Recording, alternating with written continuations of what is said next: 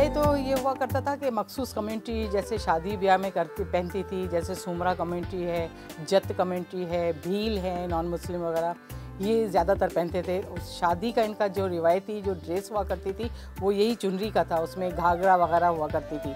और अब जो है अब फैंसी इसको लुक आ गया है, अब हर कम्युनिटी पहनती है उसको, उस गोटे सितारे का काम करके वो भी पहनती हैं, साड़ियाँ वगैरह भी होती हैं।